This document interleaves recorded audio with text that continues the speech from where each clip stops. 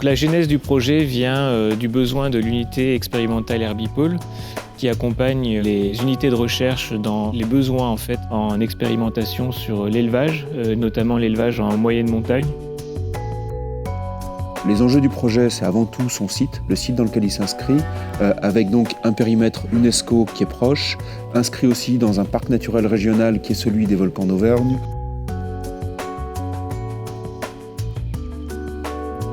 Le besoin exprimé au moment de la programmation est une stabulation de 62 vaches laitières, une stabulation expérimentale. On est sur un équipement agricole qui a des spécificités propres à la recherche. Les principales recherches appliquées ici sont sur la digestibilité des animaux. Donc comprendre quels sont les impacts du régime alimentaire que l'on va donner à l'animal sur les gaz à effet de serre, donc le méthane.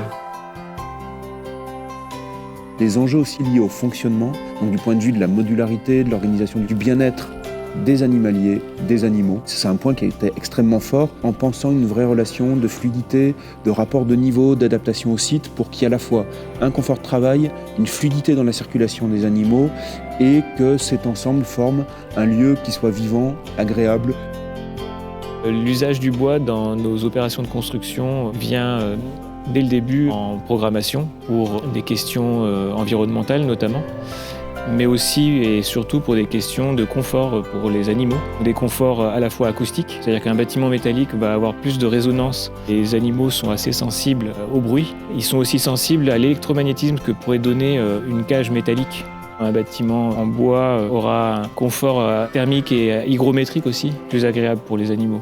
Les résultats de recherche, si un animal n'est pas en situation de confort, si elle est en situation de stress, les résultats pourraient être faussés ou peut-être discutables. L'une des demandes du projet, justement, ça a été de s'assurer de pouvoir réaliser une construction simple et sobre.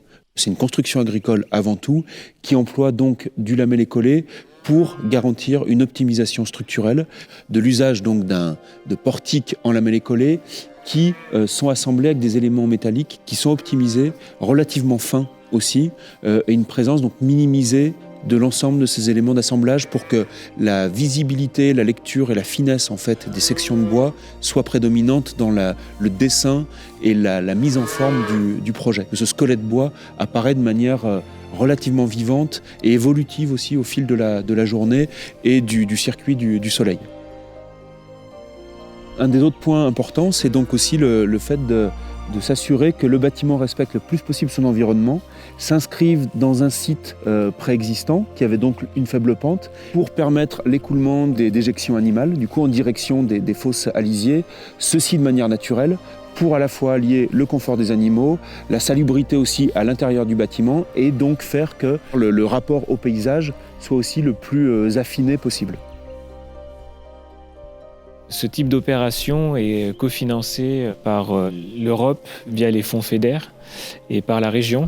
Et nos financeurs sont sensibles aux engagements environnementaux portés par l'Institut.